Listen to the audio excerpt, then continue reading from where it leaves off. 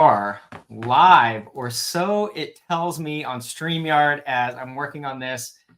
I have people in the background going to let me know if we're live. We may have a little bit of a delay. Welcome. This is the first time I've gone live on Streamyard. So supposedly I should be on my LinkedIn.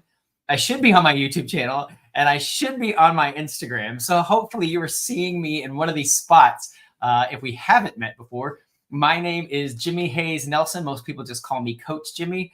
And I like to consider myself your story coach. If you haven't met me before, I've been in business for about 17 years now. And I always tell people before I got into business, I was a former 100-pound overweight, 3-time college dropout that was blessed with a lot of people speaking a lot of affirmations and good words into me. And I was smart enough to take some action on those things, and obviously took control of my health, lost 100 pounds, took control of my mindset, started plugging into a lot of business training.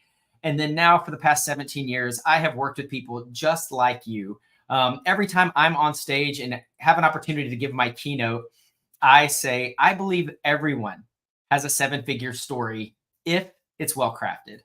And my background as an actor and a performer, what I realized once I got into the business world, and I was watching people, everything from the health and fitness industry to real estate agents to finance, to chefs, to brick and mortar, to investors, to private capital, you name it. Really, at the end of the day, the best storytellers are the ones that win. And I was talking with my business partner today, and we were trying to describe what we do to people. And in fact, 9 times out of 10, when we work with clients on the very first time in our workshops, there's 2 questions we always ask them. We ask, who is your ideal audience and what problem do you solve? And the sticky part on the what problem do you solve is the fact that most people can't describe the problem they solve the way that their ideal audience would describe it, not the way we would describe it, not jargon, not things we know. And so something like storytelling may be an example of that, right? If you're a real estate agent or you're a financial advisor or you are in private equity, you may go, why? I don't need storytelling. You know, it's like, I'm not Jim Henson. I'm not Walt Disney. I'm not a filmmaker. Why do I need storytelling? And so really when it comes down to it, it's about connection and communication. How do you effectively communicate with your ideal client to connect immediately? You have about a minute to 3 minutes, and your audience is in or out. They connect with you or they don't. And so often, specifically the clients that we work with that are in very technical jobs want to jump straight to the facts, straight to the figures, right? And I always tell them, your numbers are important. We're going to get to your numbers. But what happens is there are always people in your audience that your numbers are going to intimidate. Your facts, how smart you are, we'll get to that. You're going to be able to flex that muscle. But if you don't emotionally connect with your audience first, they don't trust you enough to sometimes not even just feel intimidated. I tell people all the time, it wasn't long ago, I was in San Diego speaking to a room full of financial advisors. And I was having this exact conversation. And I said, people that choose not to work with you is not because they don't think you're smart. It's not because they don't think you know exactly what you're doing. It's because there may be that 35-year-old dude in the audience that goes, man, by this point in life, there are some of these terms I should know. There's that 40-year-old, maybe single mom gone through a divorce that goes, man, I already feel behind when it comes to my finances. I already feel behind when it comes to investing. It may be too late for me. And even some of the most basic terms that financial advisor may be using, she feels dumb. She feels intimidated. She's just embarrassed. And I said, it's not that the people aren't going to work with you because they don't think you could help them. They're embarrassed because some of the terms you're using already, they don't know, and they just don't want to embarrass themselves. And I said, if you will take a minute to tell a story, then they'll trust you. Perfect example of that is I worked at Disney World for 3 years after college, after one of the dropouts of college. And one of my favorite things to do at Disney World was to be there in the morning for rope drop. So if you've ever been to Disney World, regardless of which park you're going at, if you're in the Magic Kingdom, there's that long main street where you're looking at the castle. I happen to work at what now is the Disney Hollywood Studios. Used to be the Disney MGM Studios. And there's that long street looking at the Chinese theater. And they would let people in the park, but there was a rope at the end. And all these people would get to the park before it actually opened, and they would let them in just up to the rope drop.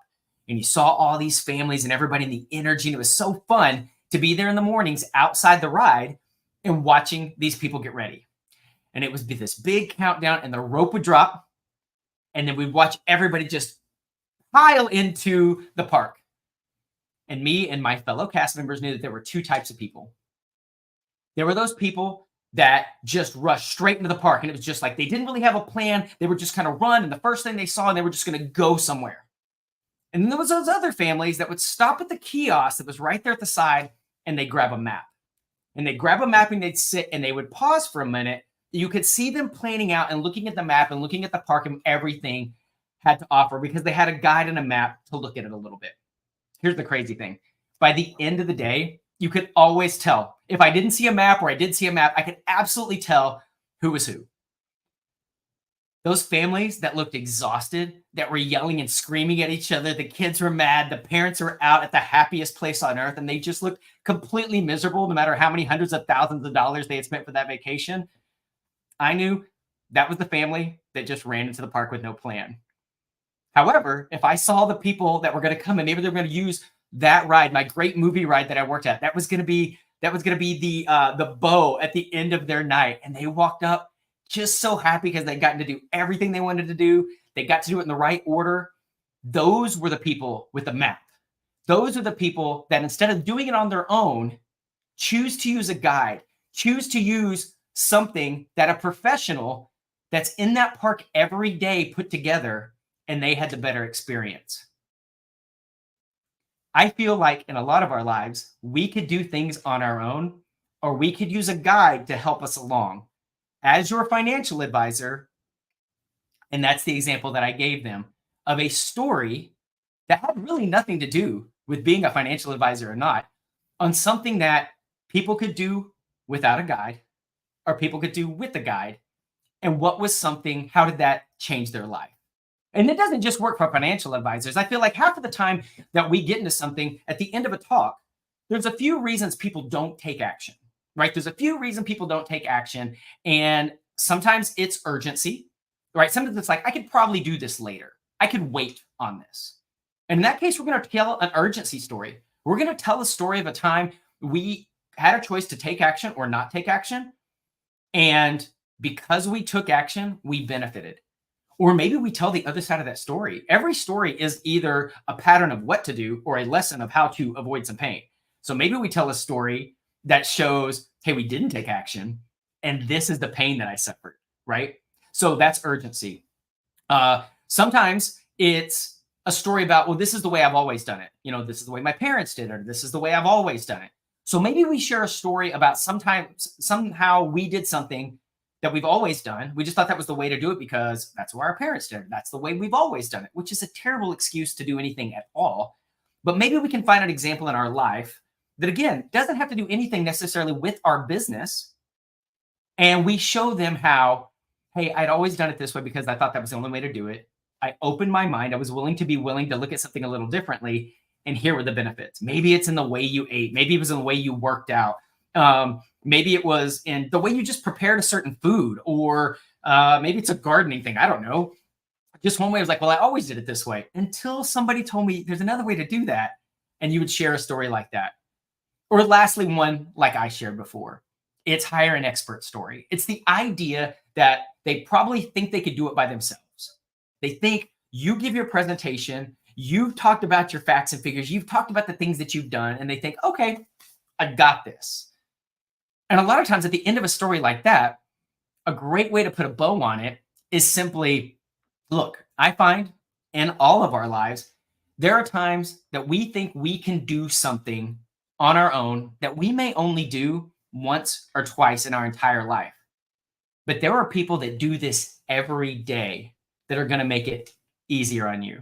I say this all the time when I invite people to check out our webinar.